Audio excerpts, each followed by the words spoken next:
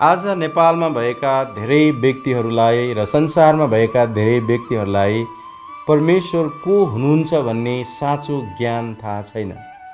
उनीहरूले परम्पराबाट सुन्दै आएको वा अरू व्यक्तिहरूले भनेका कथाहरूबाट परमेश्वरको बारेमा कुनै किसिमका अनुमानहरू गरिराखेका छन्।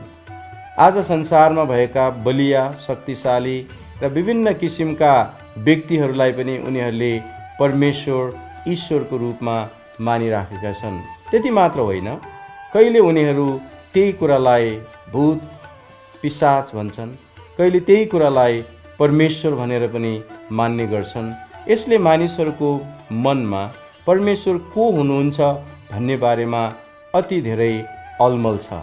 र आज हामीले परमेश्वर को हुनुहुन्छ भन्ने कुरा राम्रोसँग चिन्नु आवश्यक छ। परमेश्वर को हुनुहुन्छ भन्ने कुरा राम्रोसँग चिन्नको लागि हामीलाई कुनै शास्त्र चाहिन्छ, कुनै वचन चाहिन्छ। र बाइबलमा हामी देख्दछौँ त्यहाँ परमेश्वरको बारेमा बताइएको छ।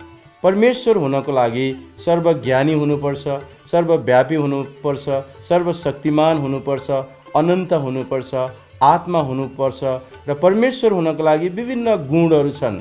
जसले पायो त्यसले, जहाँ पायो त्यहाँ उसले परमेश्वर म हुँ भनेर दाबी गर्न सक्दैन, किनभने परमेश्वर सारा विश्वका सृष्टिकर्ता, मालिक हुनुहुन्छ। त्यसै कारण आज भएका परमेश्वरका सम्बन्धका गलत धारणाहरूबाट हामी बाहिर आउनु पर्दछ। र परमेश्वरको वचन बाइबलले हामीलाई साँचो परमेश्वरको बारेमा बताएको छ। बाइबलमा अरू धेरै व्यक्तिहरूको बारेमा पनि उल्लेख गरिएका छन्।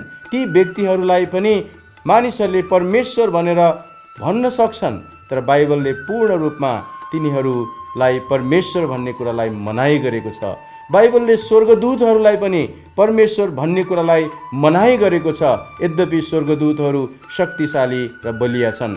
त्यसै कारण आज म हजुरहरू सबैसँग आग्रह गर्न चाहन्छु, जसलाई पायो त्यसलाई परमेश्वर भनेर पूजा नगर्नुहोस्। साँचो परमेश्वर को हुनुहुन्छ भन्ने कुरा खोज्नुहोस्।